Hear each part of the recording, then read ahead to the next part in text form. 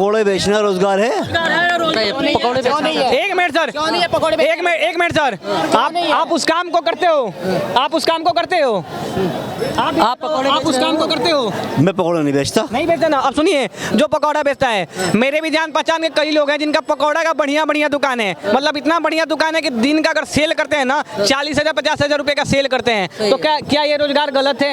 हमें ये चीज बताओ। अरे काम किया था, काम पे वोट मांगो। तो हिंदू मुसलमान वोट क्यों मांगते हैं? काम पे वोट मांगो ना भाई। एक मिनट, इनकी पार्टी मुसलमानों के लिए मैनिफेस्टो बना देती है, खाली उसमें मुसलमानों के बारे में ही, मुसलमानों के लाभ के बारे में दर्शाया जाता है। एक मिनट इस्तेमाल हुआ है, कहाँ मुसलमान शब्द इस्तेमाल हुआ है, वो दिखा दो सर। एक मिनट, मुसलमान सब की बात करते हैं ना। चलिए, एक जवाहरलाल नेहरू जब आए, पंडित जवाहरलाल नेहरू ने आए तो वो क्या किए, मदरसे बनवा दिए हैं। पंडित जवाहरलाल नेहरू कहाँ से आ गए यहाँ पर भाई?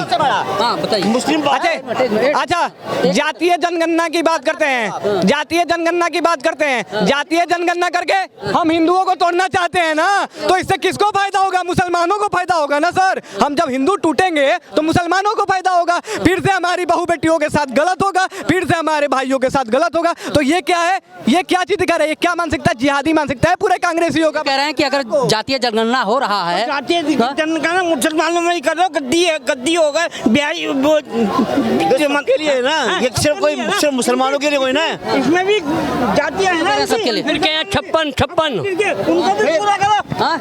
एक मिनट, अब देखिए क्या कह रहे हैं सबके लिए। हिंदू के लिए तो जातियां कर रहे, तुम मुसलमानों के लिए जाति क्यों नहीं करते? उनकी भी जाति करते हैं, उनकी ये। बाबूजी एक मिनट, आप मुझे किसी एक पार्टी का नाम बताओ जो धर्म के नाम पे राजनीति नहीं करती। हाँ बताइए, किसी एक पार्टी का नाम। मैं कहता हूँ, मैं पार्टी का नाम नहीं बताऊंगा, लेकिन अबे यार तुम पहले इसकी तरफ ये सेट हो गया है पूरा। नहीं, मैं सेट नहीं आया, मैं सेट होके नहीं आया, हमें जानना है ना। बोलने दो उनको, इन्होंने ये बात क्यों बोला कि जाति और धर्म के हिसाब से वोट मांगे जा रहे हैं? अरे भैया, जब हिंदू मुसलमान करोगे बोलोगे कौन? 2011-12 में इनके कांग्रेस के पूर्व प्रधानमंत्री मनमोहन सिंह जी आके कहते हैं कि देश के प्राकृतिक संसाधनों पर पहला उनका सवाल है। एक मिनट रुक जाइए। इनका कहना है कि कोई ऐसी पार्टी बता दो जो मतलब हिंदू मुसलमान की राजनीति न करती हो। कोई एक पार्टी कोई पार्टी सबसे ज्यादा बीजेपी करती है। नहीं, एक बता दो जो ना करती। मैं कहता हूँ सबसे ज्यादा बीजेपी करती है। चलिए मान लिया बीजेपी करती है, लेकिन कौन नहीं करती है? कौन नहीं? सबसे ज्यादा बीजेपी कर रही है। इसका जवाब मैं दे रहा हूँ। देखो भाषा वैसा है, इस्लाम धर्म इस देश की संस्कृति का नहीं है, ये विदेशी धर्म है। मोदी जी जो इस देश की संस्कृति है सनातन, उसको साथ लेकर चल रहे हैं, इसलिए सबको लग रहा है कि वो हिंदू मुस्लिम कर रहे हैं। इस देश की संस्कृति जो है ना ईसाईयत की है ना मुस्लिम की है। हर एक ने अपना धर्म जैसे बदला या जो पूजा पद्धति अपनाई वो उसको अपनी छूट है, मगर इस देश की जो संस्कृति है वो सनातन संस्कृति है। उसमें से जैन मत निकला, बौद्ध मत निकला, सिख मत निकला, किसी का कोई आपस में विवाद नहीं है। केवल ईसाई से और मुस्लिम से ही विवाद क्यों है? केवल इसलिए दोनों संस्कृति देश से बाहर की हैं। और मोदी जी जो इस देश की ओरिजिनल संस्कृति है उसको लेकर चल रहे हैं, इसलिए सबको लगता है कि हिंदू मुस्लिम कर रहे हैं। अच्छा, लोकतंत्र है तो ऐसा क्यों होना भाई? लोकतंत्र में सबको समान अधिकार है, क्यों ऐसा? एक मिनट, अगर समान अधिकार है तो कुछ मामलों में मुस्लिम धर्म वालों को अब तक शरिया के आधार पर छूट क्यों थी? अगर लोकतंत्र है तो शरिया के आधार पर छूट क्यों मिली हुई थी? एक मिनट यार, क्यों मिली हुई थी छूट अगर लोकतंत्र है? संविधान का मतलब संविधान, सब बराबर, तो सब बराबर हैं क्या? मोदी जी तो कहते हैं सबका साथ सबका विकास, लेकिन राहुल गांधी कहते हैं कि देखो दूसरी बात, आप करोगे राम मंदिर की बात। राम मंदिर के लिए बीजेपी 89 से लगातार कहती आई है हम राम मंदिर आंदोलन का समर्थन करते हैं और राम मंदिर बनाएंगे, और राम मंदिर के लड़े, उनके नेता जेल भी गए, उन्होंने 5-5 सरकारें भी कुर्बान करी अपनी, तो वो क्यों ना ले उसका फायदा? क्या वो नहीं लड़े? क्या 5 राज्य सरकारें उन्होंने नहीं दी अपनी?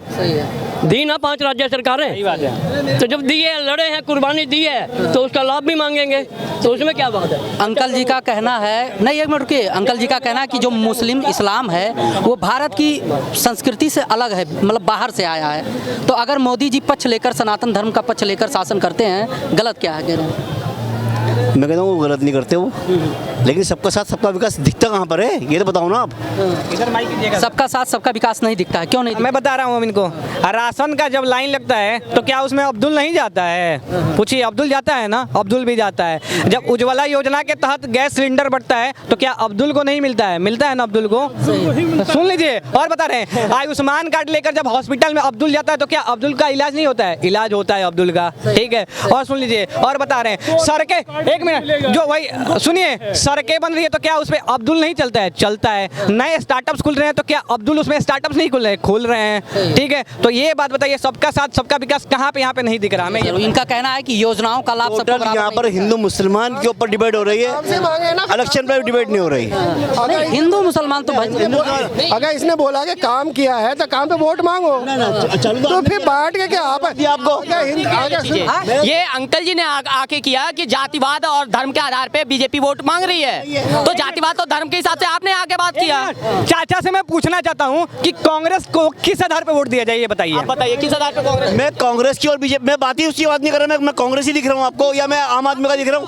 आप जो मैं लाना चाहेंगे, आप बताइए अच्छी पार्टी हो, कौन सी पार्टी है? बताइए ना, आप बताइए ना, आप बताइए। जैसे हम बोल रहे हैं कि बीजेपी अच्छी पार्टी है, तो आप भी उस अच्छी पार्टी का नाम बताइए, फिर चर्चा परिचर्चा करेंगे उस मुद्दे पे।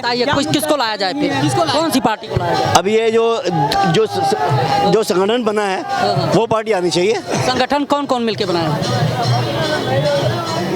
कांग्रेस है, जवाब दूंगा सबका। हाँ चलिए कांग्रेस है, कांग्रेस है, ममता जी है, और क्या बोलते हैं ये, मतलब महागठबंधन को आप कहना चाहते हैं कि अच्छी पार्टियां, ये पार्टी तो अच्छी अभी वही तो सवाल आपसे किया गया था कि कौन सी पार्टी अच्छा है, फिर आपने कहा किसी पार्टी का नाम लेंगे नहीं, फिर आप कहते हैं कि महागठबंधन को लाया टीएमसी पे बात करते हैं, आगे टीएमसी की बात कर रहे हैं चाचा। इनको पता होना चाहिए टीएमसी वहाँ पे मुसलमानों को आगे बढ़ाती है, हिंदुओं को दबाती है। अब इसका उदाहरण दे देते हैं, ताज़ा उदाहरण। संदेश खाली में दलित महिलाओं के साथ रेप होता है, रेप करने वाला टीएमसी पार्टी का नेता होता है, लेकिन टीएमसी उस पर कुछ नहीं कहती है। अभी शोभा यात्रा निकला रामनवमी में, पथराव उस पे होता है, वहाँ पे मारपीट होती है, टीएमसी के एक शब्द नहीं निकले उसके बारे में। अरे भैया, उस टीएमसी को लेके आए जिससे हमारे हिंदू भाई, जिससे हमारा सनातन खतरे में हो, हम उस टीएमसी को लेके आए, उस टीएमसी को कभी नहीं लेना चाहते हैं। चलिए कांग्रेस की बात कर देते हैं। कांग्रेस के राहुल गांधी जी बार बार बोलते हैं कि हिंदू धर्म में जो शक्ति है उसके खिलाफ हम युद्ध लड़ेंगे। हाँ, अरे भैया,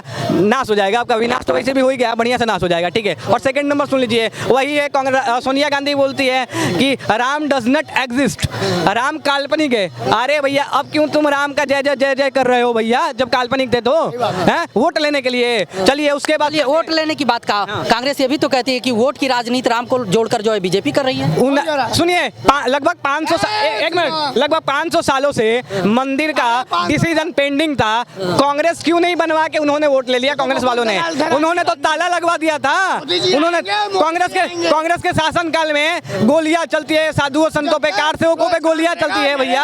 एक मिनट रुक जाओ, गोलियां चलती है तो अरे भैया, उस कांग्रेस को मैं किस आधार पे वोट दे दूं? जो हमारे सनातन के खिलाफ कांग्रेस है, उस कांग्रेस का कैसे मैं समर्थन कर दूं? डीएमके की बात करते हैं, डीएमके के नेता बोलते हैं कि सनातन धर्म डेंगू मलेरिया के समान है, उस डीएमके को मैं वोट दे दूं? क्यों दूं मैं उस डीएमके को वोट भैया, जो हमारे सनातन धर्म को हमेशा नीचा दिखाने का कार्य करते हैं? सुन लीजिए, बता दे रहे हैं, 2026 में सारे सफाया हो जाएंगे, जितने भी विपक्षी दल है ना जो राम के खिलाफ गए हैं, सारे सफाया हो जाएंगे। और अब हिंदू जग चुका है, पहले हिंदू था, लेकिन अब हिंदू कट्टर हिंदू है। अब यहाँ पे सामने से अगर वार करोगे तो भैया हम चुप नहीं रहेंगे, हम जोरदार वार करेंगे।